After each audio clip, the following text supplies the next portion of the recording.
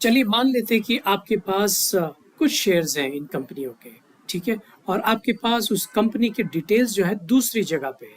जैसे कि आपका ये पोर्टफोलियो है, लेकिन आपके पास उस कंपनी के डेटा जो है यहाँ पर है। अब इसमें जो आपके पास खुद का पोर्टफोलियो है, उसमें मान लीजिए आपने उसका नाम लिखा है अमेज़न कॉम इनकॉर्पोरेशन। लेकिन जो डेटा आपको बाहर से मिल रही है, उसमें अमेज़न का नाम कुछ अलग तरीके से लिखा हुआ है। जैसे कि यहाँ पर हम ढूँढेंगे अमेज़न इनकॉर्पोरेशन, amazon.com इनकॉर्पोरेशन। तो नाम में तो फ़र्क आ गया। आपने सेव किया अमेज़न कॉम इनकॉर्पोरेशन, लेकिन आपको डेटा मिला किसी और तरीके से। अब आपको इस डेटा में से ढूँढना है, ये जो आपके पास ये जो डेटा है अमेज़न कॉम जो है, इसमें से आपको ढूँढना है कि आपका मैच कौन होता है। तो amazon.com और amazon.com दोनों अलग-अलग है। आप इसे मैच कैसे करोगे? तो सबसे पहले आपके पास जो एक्सेल शीट में जो डेटा है, उसे टेबल में बदलना पड़ेगा। इसे टेबल में कैसे बदलें? पहले इसे सेलेक्ट कर लें इस एरिया को, और उसके बाद सिर्फ कंट्रोल और एल दबाएं। आपको एक पॉपअप आएगा, बोलेगा कि मैं आपका ये टेबल बना देना चाहता हूँ। आप बोलिए हाँ बना दीजिए। क्या इसमें कोई हेडर्स है? लगता तो नहीं है, क्योंकि यहाँ पे पूरा नाम है, हेडर नहीं है, तो आप इसको सेलेक्ट मत कीजिए और इसे आप ओके कर दीजिए। अब ये देखिए आपका ये जो कॉलम्स जो था और रोज जो थी वो एक टेबल बन गया है। उसी तरह से जो आप रेफरेंस डेटा उसको भी आपको टेबल बनाना पड़ेगा।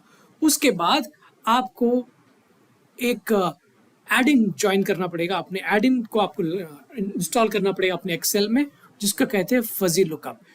अगर आपके पास एक्सेल लाइसेंस्ड कॉपी है तो आप इस वक्त फजी लुकअप उसमें नहीं आता है। इसे आप डिस्क्रिप्शन में दिए हुए लिंक को लेकर डाउनलोड कर सकते हैं।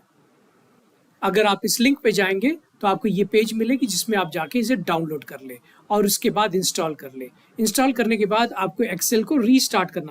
जब आप उसे रीस्टार्ट करेंगे तब आपको यहाँ पर फजी लुकअप दिखेगा और यहाँ पे सिर्फ एक ही आपके रिबन आइटम दिखेगी। अब आपको करना यह है कि आपको एक नया शीट खोलना है। एक एम्प्टी शीट लीजिए। इस एम्प्टी शीट में जाने के बाद आप ये फजी लुकअप को क्लिक कीजिए। जैसे फजी लुकअप क्लिक करेंगे, यहाँ पर वो जो दो टेबल आपके इस पूरे एक्सेल में यहाँ आ जाएगी। अब आपको ये बताना है कि आपको किससे किसको मैच करना है। आपका पहला टेबल हो गया पोर्टफोलियो, जो कि आपका खुद के शेयर है, और दूसरा हो गया SP500, जो SP500 वाली डेटा है। ये कंपनी को आपको दूसरे कंपनी से मैच करना है। आपके पास अपना नाम है, जैसे कि आपके पोर्टफोलियो में मोटरोला है। अगर यहाँ जाएंगे तो मोटरोला दूसरे तरीके से होगा। जैसे कि मैं सर्च किया तो मुझे दिखता है मोटरोला यहाँ पे दो जगह पे, दो अलग अलग नाम से, एक मोटरोला मोबिलिटी और एक मोटरोला सॉल्यूशंस। हालांकि ये दोनों अलग अलग है, लेकिन फजी लॉजिक ऐसा लॉजिक है जो कि आपको एक रेटिंग देगा कि किस तरह से वो कंपेयर कर पाया। तो समझ में आ गया। आपके लेफ्ट साइड में आपने लेफ्ट कॉलम को चूज किया और राइट साइड में राइट कॉलम यानी दूसरे टेबल के कॉलम को चूज किया। और ये सारे डिफॉल्ट आप रहने दीजिए, क्योंकि आप चाहते हैं कि सारे के सारे लॉजिक यूज किया जाए और ये कॉलम्स को ऐड किया जाए। थ्रेशोल्ड आप चेंज कर सकते हैं। अगर आपको लगता है कि मैच कम या ज़्यादा होता है तो थ्रेशोल्ड को उस हिसाब से बदलिए, और 2-3 ट्राइज में आपको ये मिल ही जाना चाहिए। नंबर ऑफ मैचेस जो है इस स्टार्टिंग में 1 रखिए। अगर आपको मैचेस से करेक्ट नहीं मिलता तो उसे चेंज कर दीजिए, और इसके तुरंत बाद आप इसको गो क्लिक कर दीजिए।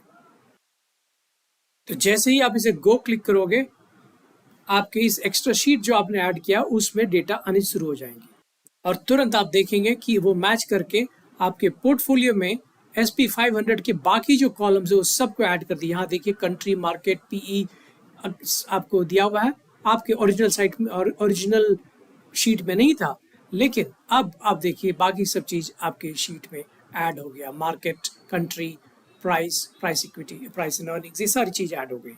इस तरह से अगर आपके पास दो एक्सेल शीट है जहाँ पे नाम मैच नहीं करता है, आप फजी लुकअप यूज़ करके ये चीज़ कर सकते हैं। अगर आपको ये वीडियो पसंद आया, लाइक और शेयर जरूर करें और चैनल को सब्सक्राइब करें।